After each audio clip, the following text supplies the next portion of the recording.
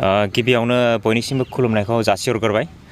जोंहा जानो हागौ जोंनि बिटिआर ओनसोलनि साफ्रोमबो रायजो राजा बिथाङा एसेब्लाबो मिथिखाबाय जे फैगौ 5 डिसेम्बर खालि जोंहा चिरां जिल्ला बर' सिने आर्टिस्ट एस'सिएशननि 4थि बोसोरारि जथुम्मा मेल खुंनो थांगासिनो दङ।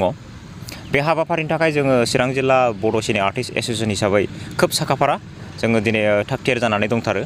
बेनिफ्राय जोंनि आरसि कमिटि बिथांमोनहाबो जायनाखि सान्थिपुर ओनसोलनि माखासे साननो हनो गोरों बिथांमोन आरो बिथांमोनखौ जोङो आरसि कमिटि दानानै होखादोंमोन बे हाबाफारिखौ खुंनांगौनि थाखाय। दा बिथांमोनाबो खोब साखाफारा जानायखौ जों नुदों। जोङो जिल्ला आफादाथ' खोब थागथियारि जाजोबखाबायानो। जोंहा जेरैहाय शर्ट भिडिअ'नि एवार्ड होनायमोन, best actor, best actress, best comedian बायदि बायदि। थिग बेबायदिनो जोंहा बेस्ट मिउजिक एलबामनिबो जोंहा बेस्ट एवार्ड होनाय जागोन। बेनि थाखायबो जों साखाफारा। गुबुन फारसेथिं जोङो बे हाबाफारियावनो लोब्बा लाखिनानै जोंनि चिरां जिल्लानि सिङाव थानाय माखासे रेडिअ आर्टिस्टफोर दङ, जाय बिथांमोनखौ जोङो फेलिसिटेसन खालामनो थाखाय थागथियारि जादों। जों बेनि थाखायबो माखासे बिथांमोनखौहाय जोङो लिस्ट खालामखाबाय जोंनि हाबाफारियाव लाबोनो थाखाय। जों बिनि थाखायबो साखाफारा।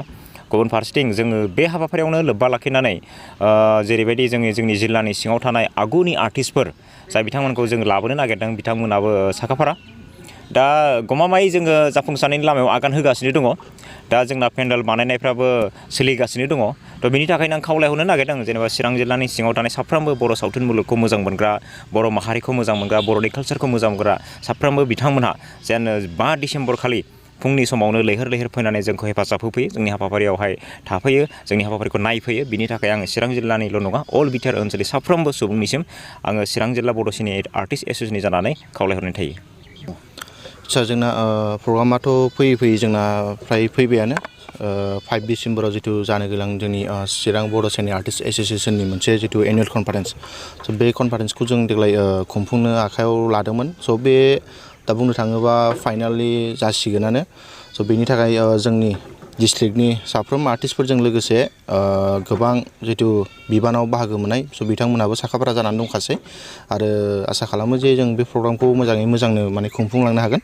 स' बे प्रग्राम खुंनायाव आङो जोंनि साफ्रोम रायजो राजा नोंथांमोनखौ खावलायहरगोन जे नोंथांमोना जाहाथे फैनानै जिथु जोंनि बे 5 डिसेम्बरनि जिथु कनफारेन्स प्रग्राम, स' बे प्रग्रामाव बयबो बाहागो लाफैयो आरो प्रग्रामखौ मोनसे मेहेरगोनां खालामफैयो। बे प्रग्रामा जोंना सान्थिपुरावनो, बाजार खाथियावनो। दाथ' जोङो खोनानाय बायदिबा जोंनि चिरां डिस्ट्रिक्टनिफ्राय गोबां सिनियर आरो जुनियर आर्टिस्ट बिथांमोना प्रग्रामाव फैनो रेडि जानानै दं। लोगोसे गोबां आर्टिस्टफ्रा माने बे प्रग्रामाव मोसागोनबो बा माखासे रलबो खालामगोन बेबायदि आरो। बे प्रग्रामाव जोंहा बुंबोनाय बायदियै डान्स कम्पिटिसन, लोगोसे सिंगिं कम्पिटिसन, बेजों लोगोसे आरो एवार्ड श' लानाय जादों। स' 5 डिसेम्बर खालिनो जोंहा मोसानाय आरो मेथाइ खननायनि फाइनाला जागोन आरो बेजों लोगोसे मोनायाव जोंहा एवार्ड श'बो दङ। गिबियावनो आं बयनिसिमबो खुलुमनाय जासिबाय।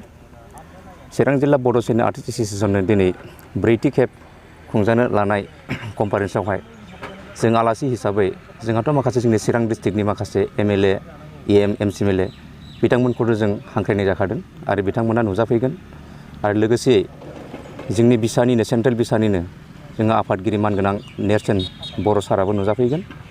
आरो बेजों लोगोसेनो जोंनि ओनसोलनि जिखिनि इन्टेलिजेन्ट मानसिफोर दं बिथांमोनखौबो जोङो गांफा लाइजामजों जों हांख्रायनाय जादों। आसा खालामो जे बिथांमोनहाबो नुजाफैगोन। दा बिथांमोना बाहागो लानायनि खोथाया जाहैबाय बिथांमोना फैनानै नायफैनो हागोन बा जोंनि खुंनाया मा सिस्टेमाव जागोन आरो जाया बेखौ बिथांमोना फैनानै नायफैनो बा मदद होनो जोंनो हागोन, बेखिनिल'। आं बेखौनो बुंगोन, जोंनि बर' सिने आर्टिस्ट एस'सिएशन जानानै बा मावफुं आफादगिरि जानानै जोंनि बिसाखौ जाय बिथांमोना बा सिनेमा जगतखौ जाय बिथांमोना मोजां मोनो, जा बिथांमोनखौ आङो हांख्रायगोन जे बयबो लैहोर फैनानै जोंखौ जाहाथे मदद होफैयो एबा जोंनि कालसारखौ जाहाथे गोजौ लेभेलाव दावखोनो हानाय बायदि बिथांमोना जाहाथे जोंखौ थुलुंगा होफैयो, आं बेखौनो खावलायगोन। एक्सुवेलि जों बेखौ फुंनि 9टानिफ्राय जों सुरु खालामगोन। जोंहा फुंनि 9टायाव जोंहा प्लेस हस्टिं दं आरो माखासे हाबाफारिबो दङ। जों 9टानिफ्राय जों बेखौ मथा मथि सालु खालामगोन। थारैनो बे गुड कुइसन। जोंनि बिसाया बोसोरफ्रोमबो बेबायदिनो प्रग्रामखौ खुंबोबाय थादों। दा खुंबाय थानायाव जोंहा एसे एनै फाइनान्सियेलावहाय माने एसे उसुबिदा गोलैनाय हिसाबै जों माखासे जिखिनि अर्गेनाइजेसनफोर दङ जे बिथांमोननिफ्राय जों जेब्लायबो हांख्रायनाय जायो एबा बिनाय जायो जे बिथांमोना जोंनि बर' सावथुन मुलुगनि जिखिनि हांख्रायनाय बेखौ जाहाथे बिथांमोना मदद होनायनि थाखाय जेखि आफादनियानो जाया मानो जेखि संगठननियानो जाया मानो जोंखौ सापर्ट होनायनि थाखाय आंनि गोसो गोरबोनिफ्राय आं बिथांमोननो आंनि अननाय आरो सिबिनायखौ आं जासिहरबाय आरो फैबाय थानाय समाव जाहाथे बिथांमोना बर'नि कालचारखौ डेभेलप खालामनायाव जाहाथे बेबायदिनो मदद आरो सापर्ट होबाय थागोन होननानै आं आसा खालामो।